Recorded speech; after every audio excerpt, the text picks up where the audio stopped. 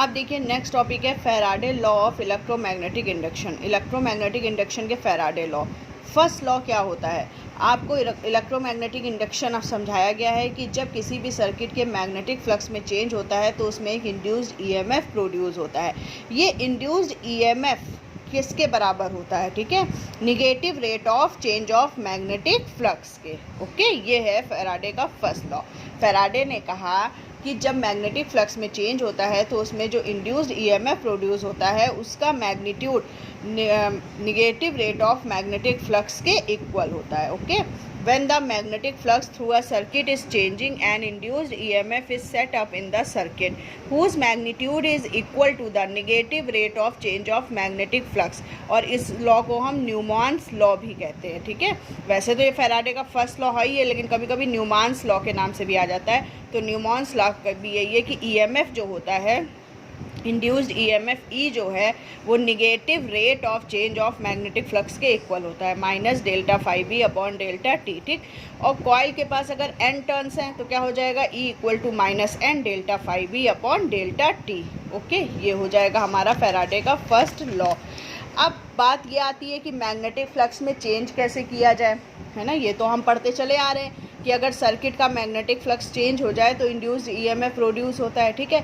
लेकिन magnetic flux change कैसे हो, तो मैग्नेटिक फ्लक्स को चेंज करने के 3 तरीके हैं। पहला तरीका बाई चेंजिंग मैग्नेटिक फील्ड, ठीक है, कि किसी भी सर्किट को हम मैग्नेटिक फील्ड में रखें और उसके बाद हटा लें, फिर रखें फिर हटा लें, तो मैग्नेटिक फ्लक्स में क्या होगा, चेंज होगा। मैग्नेटिक फ्लक्स क्या होता है, सर्किट में से गुजरने वाली मैग्नेटिक फील्ड की लाइनें।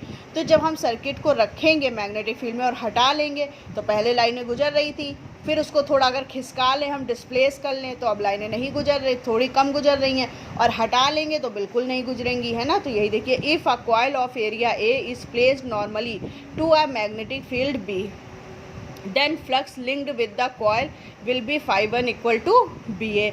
अगर हम कोई एरिया ए कॉयल जो है वो मैग्नेटिक फील्ड में रख दें तो उसका मैग्नेटिक फ्लक्स कितना हो जाएगा, बी ए। अब क्या कर दिया, if the coil is suddenly taken away, coil को अब हमने दूर हटा दिया अचानक से, ठीक है, फील्ड से, तो मैग्नेटिक फ्लक्स क्या हो जाएगा, जीरो, है ना। जब हम हटा देंगे वहाँ से तो मैग्नेटिक फील्ड ही नहीं रह जाएगी, तो मैग्नेटिक फ्लक्स भी नहीं होगा, जीरो। तो change in magnetic flux delta phi equal to क्या होता है, φ2 माइनस φ1।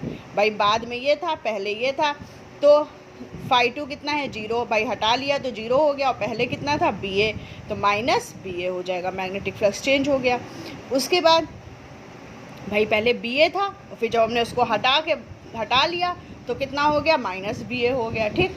अब दूसरा तरीका है by rotating the coil in the magnetic field. Magnetic field में कॉयल को रोटेट अगर हम करा दें, जैसे मान लो ये कॉयल रखी है, मान लीजिए ये कॉयल है, ठीक, और इसको अगर हम रोटेट करा दें तब भी मैग्नेटिक फ्लक्स चेंज हो जाएगा। कैसे, भाई पहले मान लीजिए ये कॉयल रखी है तो इसका मैग्नेटिक फ्लक्स है बी ए, ठीक।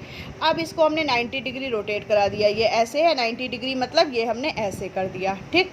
तो 90 डिग्री जब हमने रोटेट करा दिया तो φ2 equal to B A cos 90, cos 90 की वैल्यू जीरो, यानी अब मैग्नेटिक फ्लक्स कितना हो गया, जीरो हो गया, ठीक। तो डेल्टा फाई कितना हो जाएगा, φ2 minus φ1, zero minus B A equal to minus B A हो जाएगा। ओके, अब अगर कॉइल को हमने 180 डिग्री रोटेट करा दिया, मान लो कॉइल हमारी ऐसे रखी थी, ठीक, तो ये 90 और ये 90 और 180 डिग्री रोटेट हो गया, तो φ2 इक्वल टू कितना हो जाएगा, B A cos 180 minus B ए, तो φ2 माइनस φ1 माइनस बी ए माइनस 2 बी ए।